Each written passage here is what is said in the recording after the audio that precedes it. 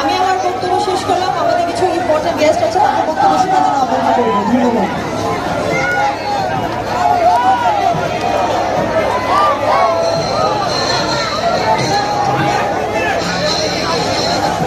আমাদের মাঝে উপস্থিত হয়েছেন আমাদের বড় ভাই, শ্রদ্ধেয় বড় ভাই, এলাকার কৃতি সন্তান যে পরিমল বড়ুয়া। আপনারা হয়তো চিনে থাকবেন ওনাকে। আমি তাকে সাদর আমন্ত্রণ জানাচ্ছি মঞ্চে আসার জন্য।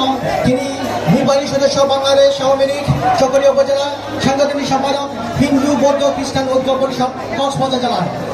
আমি পরিমল দাদাকে সবিনয় অনুরোধ জানাচ্ছি তার শুভেচ্ছা বক্তব্য একটু পেশ করার জন্য, খুব সংক্ষিপ্ত। আজকে শুভ নববর্ষের সাংখ্যায়ন অনুষ্ঠানের আমাদের মাঝে প্রধান অতিথি মেজর জেনারেল অবসরপ্রাপ্ত সৈয়দ মোহাম্মদ বিক্রম, মাননীয় সংসদ চকরিয়া পেকুয়া।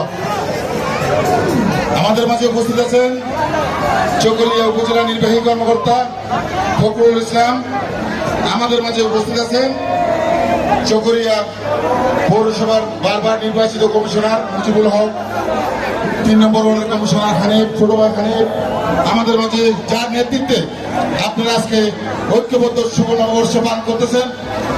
আপনাদের এই কৃতি সন্তান ঢাকার, যিনি গতবারে মহিলা আসনের জন্য মনোনয়ন চেয়েছিলেন, আপনাদের এই কৃতি সন্তানের হারবাঙের এই গৌরব দলিদি, আপনাকে অসংখ্য ধন্যবাদ। আমাদেরকে এরকম একটি হারবাঙের অনুষ্ঠান উপহার দেওয়ার জন্য, আমাদের মাননীয় প্রধান অতিথিকে উপহার দেওয়ার জন্য।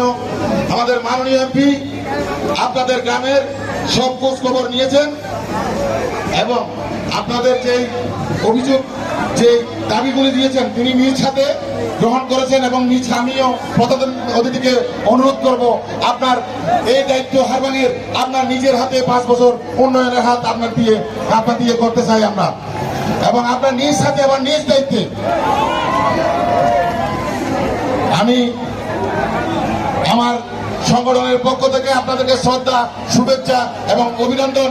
আগামী স্মার্ট বাংলাদেশকে আমরা পদার্পণ করব এই আশা ব্যক্ত করে আপনাদের সবাইকে অভিনন্দন জানিয়ে আমার বক্তব্য শেষ করছি। জয় বাংলা, জয় বঙ্গবন্ধু।